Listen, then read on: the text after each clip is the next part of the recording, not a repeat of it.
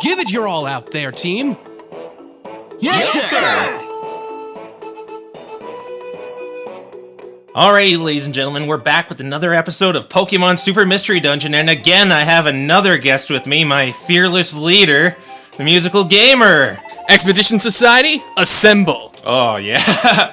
Yeah, so I've got to start off with the inaugural, how you doing? I'm doing quite well. How you doing? I'm doing pretty well. The strives of editing have been kind of getting me down lately, but this is out, as you could see, viewers. Oh boy. So I can see where you're connecting with Pidgeotto over here. Yeah, he says he has keen eyesight or something. Ah, okay. They always have to say, like, they're always like caricatures of themselves in these just these little NPCs. Yeah, I know. They like have these like stereotypes to them. Yeah. Especially the unknown. They all make like letter puns. Oh, geez, I forgot about that. It has been a long time since I've played through this. I actually never even finished it. I only got it maybe about 80% of the way through. That's what a lot of people have done. They've always picked this game up, but never gotten through it. I know. My problem is that I just end up getting so distracted with like all other games that end up coming out that I just never finish anything anymore. Yeah, that's sort of my problem too, especially when you're in your adult life and yeah, you can only make room for so many games. I know. Like if I were like 10 years younger, I swear I'd have all the time in the world to be doing this. Yeah, that's about when I like started YouTube. It's really changed since 10 years ago YouTube. Yeah, gee, I got started on YouTube maybe about, I think it was 6 years ago now, 2010. And in the span of a year or two of me being on YouTube, the landscape has changed so dramatically that it doesn't even look remotely like the website it once was. I agree totally. Like, it's so much harder to get really noticed, even if you're putting out good content. Yeah, that's the biggest thing. I actually like watching kind of the smaller channels because they're rougher around the edges. They're more relatable, if you would. Yeah, no, that's definitely true. I had one friend who wanted to start doing this like full time, and he started maybe about a couple years ago, and he's still like struggling to get any sort of recognition. That's the landscape of YouTube. I think once people started seeing you could make money off of it, that's when it just got really kind of oversaturated with stuff, and people clearly just trying to do it for the money. Oh, and that's so being true. Disappointed. It's like, hey, I would love to do this as my job. Well, you and about 5 million other people. Yeah, getting like $1 per 1,000 views or something. Yeah, I think that's the rate. I think Yeah. it depends, but I think that's roughly what it is. Yeah. So back on the subject of the game, you're one of the first people I recruited. Oh, am I? Yeah. Well, you were in the first wave of auditions. Oh, yeah, the first wave. I also had like no idea where the story was going to that point because I was still kind of playing the game. Mm-hmm. Across the seas. Yeah. I had no idea where the game was going, so I really didn't know how to cast him. Mm-hmm. And so you've played this game, you said, and have you played the older entries? Yes, I have played all of the older ones except for what was the one that came out before this? Gates to Infinity. Yes, Gates to Infinity. That is the only one I could not really get into, and the Paradise mechanics were just, oh god, it was a slog. Yeah, you couldn't stack missions in that game, and you needed those like materials to build it or something. Yeah, no, I spent most of my time just going to the same place over and over, one mission after another. Eventually, I'm just like, I can't do this. Yeah, there's a lot of grievances in that game. They took out the hunger mechanic too, even though it's something you'd want to go away. It kind of just feels a little emptier with it not there. Yeah, it took out like kind of a whole aspect of the dungeon exploring. It made it a lot more streamlined. It was easier to get into, but at the same time, for people who are returning to the series, it was like, wow, this just became like needlessly easier. I remember in the first Mystery Dungeons how terrified I would be as soon as I like hear that like stomach growl sound. I'm like, oh no, do I have an apple? No? Well, crap. Or it's sticky because of a sticky trap and you can't eat it. Those things are just awful. I hate the sticky trap. And back on Ampharos, what sort of went into the voice for that? Well, Ampharos, from what I could tell from me playing and then from your bio that you gave, he seems to have this sort of goofy confidence about him, that he knows what he's doing. He's definitely done this for a while, but he still can be kind of an airhead. With the whole getting lost, the whole saying things that he probably shouldn't, and pissing off the rest of the team, which he definitely seems to do a lot of. That go on. Oh yeah. He seems very like absent-minded, but you could sort of see why he's the leader still. Yeah. He has that charisma, but it's just a total goofball. I love the character too. Yeah, I especially like that. He has a lot of lines I like. There's one in the future that's kind of a spoiler, but yeah, I like it. But I also like the scene where it's just kind of chowing down on the apples, while Swirlix is kind of like freaking out. Oh god, yeah. Recording that was highly entertaining for me. I had never actually recorded like eating noises before, so I'm like, I have no idea if what I'm doing is right. And clearly it was done well enough that you didn't have any problems with it. Yeah, I really liked it. And Swirlix too, she did a good job. And I just remembered something, like, a lot of things go wrong in this dungeon. Really? Yeah, as you can see, I hit a summon trap, and all these just kind of... Yeah, I can see you just swarmed with Parasect right now. Yeah, the zombie shrooms. The zombie shrooms.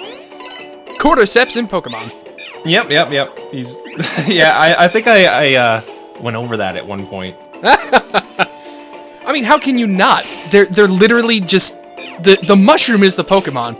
The thing underneath it is unfortunately just along for the ride. Yeah, it's just a husk of what it was. I kind of wonder if Ampharos boasts about being stylish. I kind of wonder if it's just because he gets beautiful hair when he Mega Evolves. Oh, please. That's the biggest reason. He becomes like Fabio incarnate. Yeah, you could just see that thing blowing in the wind. Or no, he'd probably get like fans to blow it for him. I can just imagine him standing on that like hill over Serene Village and like the mane flying off to the side. He's so serious in Mega. Well, just judging by the concept art, he just has the very, very like serious face on. Yeah. I also actually heard in the Japanese version, Ampharos is female. Really? I don't know if that's true or not, but that's just kind of odd to imagine that. Yeah, no, I can't really imagine that. Oh, you missed that dig. Yeah, poor Mike has like a running theme of just missing stuff left and right. I think just like everything he misses, and I think there's an emerald that increases accuracy or something, or increases your accuracy after you miss something, and I always stick that on. He's kind of preparing for the worst in that situation. Oh. Yeah, and it's starting to happen. And if you notice, there's Crawdunt in this dungeon. Yeah. Which is water and dark, and I brought Alakazam. You just kind of picked like a whole bad news team for this. I mean, Chikorita seems to be doing fine, but everybody else seems to be having a bit of a hard time. Yeah, and this Alakazam here only has psychic moves too, so he can do literally nothing versus the Crawdaunt except the like 5 little feint attack thing. That is quite unfortunate. Yep. Oh god, how many floors is the dungeon? I think this is this is a relatively short dungeon, but I'm just like stacking missions right now. Yeah. Well, clearly, you got to do that before they get rid of it in the next one, of course. Yeah. Get your jollies out now. But I just remember a lot of things going wrong. We're just at the tip of the iceberg right now. Oh, and look, Shiftery too. Oh yeah, Shiftery. You literally picked like the one Pokemon who can't really do much here. Yep. I thought it would be powerful too. Maybe I should have taken an electric one with me. But they were Quagsire. Wow, this dungeon is just mean. I think there's Quagsire. So do you have a favorite character in all of this? Have you seen so far, or that you know that comes? Oh, that I've seen so far? Well, I am a big fan of well, I don't know if it's spoilers to say, so I don't know if I want to say it. Oh. Okay. Yeah, sorry. Second favorite? The second favorite, I always was a big fan of Pancham and Shelmet in this. I love those two. They got to be a duo to me. Yeah, they're it's kind of like a subversion of like the bully trope, because usually you just don't like those characters at all that are just there to one-dimensionally harass your protagonist. Yeah, but for me it was just fun. Like I just liked seeing it. And there's kind of like a difference between Shelmet and Pancham too. Like Pancham's the little brat, but Shelmet's kind of he's a little nicer when he's by himself, and he seems to hit on all the girls too. Yeah, he kind of has that vibe going on about him that he's just like, well, I'm with this guy, but I'm not really with this guy.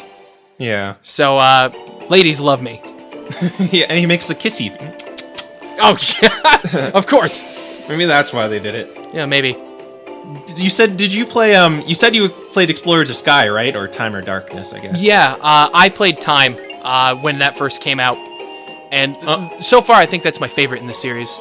That's a lot of people's. I think that's like the unanimous favorite of everyone. Yeah, it just had such huge, like, plot to it that the first games just were kind of lacking a little bit. It took everything that was good about the first games and improved on it. Yeah, I agree. Yeah. That's probably why it's so liked. There was actually in one chapter of Explorers to Sky, there's an Ampharos and a Mawile in one chapter, and people theorize if it's the same ones from here. Oh, it could be. It's like a special episode in Sky. Huh. I actually never thought about that. But it's kind of weird because the Mawile is in a team with two other people. Yeah, I guess so. That's interesting, because I know this is the game that kind of tied the entire series together. Because before this point, like, every game was kind of like in its own individual world, almost. Until all of a sudden it's like, oh, look at all these islands. Wait a minute, these places look familiar. Yeah, the grass continent is the Explorers continent, and I think the Mist continent is the one from Gates, and the Air continent is the Red Rescue Team, or Blue Rescue Team. Yeah, the originals. It's a shame they didn't, you don't meet some of the well, you sort of do, but they're kind of like NPCs, you don't really meet... Yeah, they don't really have any sort of, like, bearing on the plot, and I think that was one of the biggest criticisms about this, is that if they were going to do this tie-in sort of thing, like, oh, look, this is all just one world, then I think people kind of wanted to see it more. Yeah, I like, really wanted to see it. I think the only character that, like, truly ties into an older game, or, well, that we've seen so far is Jirachi. Yes. He's in the Bidoof episode of Explorers of Sky. Yeah. Is it only Sky, or is that also Time and Darkness as well? He's in there, but he has he actually talks and stuff. He even has the exact same dialogue. He's like, I might attack you if you come near me while I'm sleeping. Ah. Well, nice to see that he hasn't changed between games. And he's in Star Cave, which is where he says he's from in this game. Yeah. Oh, true. Wow. Oh God, there's like so many little things that I just haven't picked up on that I'm now realizing. What's funny too, in the last part, Arkin said something like, Entei was exuding so much pressure. See what he did there? Oh, Because that's his ability. What is his hidden ability? Because I know that there was a hidden one that came out. Oh, I don't know. Is it Flash Fire? I'm not sure. It might be. I mean, it would make sense. Yeah. Those bubble beams are deadly. Oh, God. Good luck. And so you do sort of the same little dog and pony show I do with the Let's Playing. How's that Yes, going I do. for you? It's going good. I've recently kind of took a step back in recent weeks to kind of focus more on my voice acting career. But I've also just started kind of getting back into the Let's Playing scene. Because I took like a month off. I didn't really upload much, and now I'm back to it, at least a bit each week. Oh, that's good. Yeah. You should put up a voice demo. I should. I mean, I have one for commercial work. I don't have one for animation work yet, though, and that's one thing I need to get. Look at that Magikarp just flopping around. Help! Help! Help! It's the world's favorite weakest fish. Yeah. Well, he's actually connected to Feebas, which is the other weakest fish. The other weakest fish. I mean, hey, birds of a feather flock together, or swim in this case. People actually say these are the worst Pokemon ever. I would disagree, because they actually evolve into something good. Yeah, you know who's the worst Pokemon? Sunkern. Or Unknown. Or Unknown, yeah. In terms of, like, just potential, Unknown is definitely the worst. Yeah, Sunflora is just bad, too, so that's up there, too. Oh, God. Well, what's your personal favorite? If you had all, like, 700 Pokemon in the Dex, what would be your favorite? I've been kind of a fan of Mew for a while. Mm-hmm. Not because, it's not even aesthetically or, like, what it does and whatever. It's just more of that, in Red, Blue, and Yellow, it was kind of like that forbidden fruit you can never get, and you tried so hard to get it, using that strength on that truck, or looking for Bill's secret garden. I remember, what was it? I convinced my friend to trade me his, one of his Pokemon, that new cut already, way back in the day, so I can get past that tree before going on the SSN, just because I wanted to catch Mew. And like 2 months later, when I finally got to the point where I could go back with Surf and all that other stuff, and I found out that there was nothing there, I felt like throwing my Game Boy out the window. And then it was like revealed you could do it like a decade later with a glitch, and now no one cares about me anymore. Yeah, no one cares. It's like, oh yeah, I've been there, done that. Kind of lost the novelty factor. Yeah, and then they just give them out on the mystery gift too now. Yeah, that's true. It's not even that special anymore. Didn't have to go around those events. Wasn't the 20th anniversary, wasn't this like the first time you could get like a Mew in this generation of games without having to like bring him forward? I think so. I remember getting him at McDonald's during Heart Gold, Soul Silver. Yeah, but that was back in Gen 4. Yeah, yeah, that's true then. It's been a while since we could legally get Mews. Yeah. It's like a legal Mews. Well, you knew about like the illegal like Arceuses that went around back during Gen 4, because you couldn't actually get him in Diamond and Pearl. Yeah, that Platinum. flute was never given out. Yeah, that was like the biggest tease. Yeah, God damn it! It was a good scene too. Like, there's so much atmosphere in it too. Like that melody the flute plays, and just ascending those stairs with like an almost silence. Yeah, and being able to see like everything below you. Yeah, I thought that was always so cool. I never knew the reason why they never actually went through with it. You also do singing too, I guess by your moniker. Yeah, I do. I went to college. I got a degree in vocal performance, so I'm a bit of a classically trained tenor. Oh wow. Yeah, so that's where I'm making my money these days. That's really good. The Ed who does Weasel, who was on with me last time, said he does singing too. I wish I wasn't tone deaf. Well, I always personally believe that everybody can be musical to some degree, even if they feel like they're tone deaf or they don't have any innate ability whatsoever. It just takes like time and practice. It's really all it is. It's how much practice you're willing to put into that. It's discouraging when you don't get results. Yeah, no, that's always the biggest thing. I remember back in the day when I used to be an instrumentalist before I was a singer, and I would just get so frustrated at myself not being able to do what I thought I should be able to.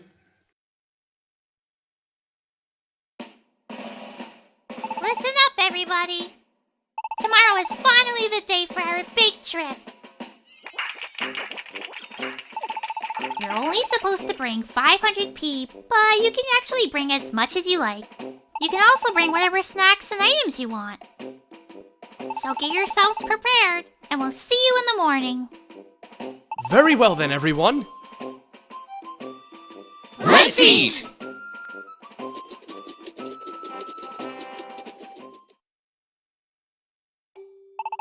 Finally, the field trip is tomorrow! I'm so looking forward to it! I do wonder where we're going, though. Well, whatever. Let's go to bed early so we'll be ready to go tomorrow!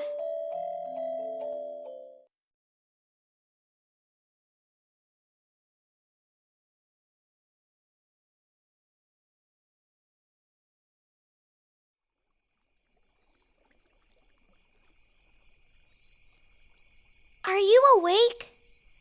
What is it? Well, you already know all about my dream, but what about your dream? My dream? Yeah, we're sort of living my dream right now. So tell me about your dream, Mike. Well, it's really corny. Kind of embarrassing to share. But it is really special to me. Shy as ever. I'm not shy. But really, you can tell me. Everyone thought me joining the Expedition Society was stupid, and you helped me prove them wrong. So I promise I won't laugh at it. I'd rather keep it to myself. Man of mystery, huh? You can be secretive all you want, but I'll eventually get it out of you. Who knows? Maybe I'll like your dream so much it'll become my dream too. No, it can't be. Huh? Oh, nothing. Okay, what is it? Give me a hint! Alright, I'll give you one hint. Lay it on me. Okay. My dream is really unique because there's literally no possible way for you to copy it, no matter how hard you try. And there's your hint. Huh, so I can't copy it, huh? Maybe it's, Give up? That wasn't a good hint! Give me another one! That's all I'm telling you. You're no fun! I beg to differ. It's really fun watching you lose your mind over this. You're having the time of your life over there, aren't you? Maybe. Well, we better get back to bed. We got that trip tomorrow after all. Yeah, you're right. But I'm not giving up! Once I sleep on it, I'll figure out that dream of yours! Just you watch me! Even if you say I can't copy it, I'll be sure to at least do whatever I can to help you achieve it if it's really that special to you! Best of luck with that. Good night, Mike! Good night, Chikorita.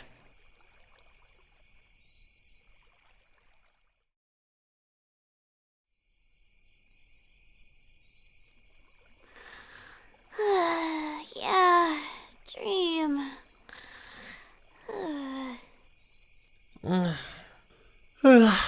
Huh? A bunch of perfect apples? No, I can copy that.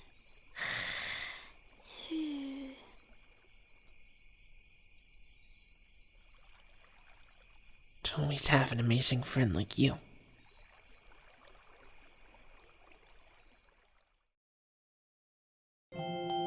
All right, so we're done here. Thanks for joining me. This is kind of a shorter part compared to like the one I did with some of our other ones, but I think we got a lot of information out. Yeah, no, that was fun. I didn't even have to like go to all my cheat sheet things. Well, if it's one thing I'm good at, it's talking people's ears off. Yeah, I like that. Someone else did that recently. I forget who it was though. And they were nervous too before coming on. Like a lot of people are nervous before coming on. Yeah, well, I can imagine that. So do you want to plug anything before we go? I can put in the description for you. And... Oh, yeah, sure. Check me out at my my YouTube channel, MusicalGamer11, as well as Twitter. You can follow me there at MusicalGamer11 as well. So, thanks for having me, Crow. Yeah, no problem. Thanks for voicing my project. Hey, no problem. You're actually like all done, so you won't have any fear of being replaced by an understudy or anything. Yeah, as the waves of people just seem to start like giving you issues. Yeah. Yeah, I'm sorry about that, but that's gotta be hard to deal with. Yeah, but you get over it. You gotta pick yourself up, dust yourself off, and keep going forward. Yeah, I know. Watching you do this has made me want to like go and dub games like the Phoenix Wright series and all that other stuff. That would just like, I know that's just constant dialogue, but that can you imagine just like Phoenix Wright the movie? I was actually I was inspired to doing this off of a friend of mine who was gonna do something like this with Mega Man Zero. Mm-hmm. But he didn't get it off the ground, and I'm really happy I've gotten this far with this. Yeah, well, hey, you've been doing a good job. Oh, thank you very much. That means a lot. No problem.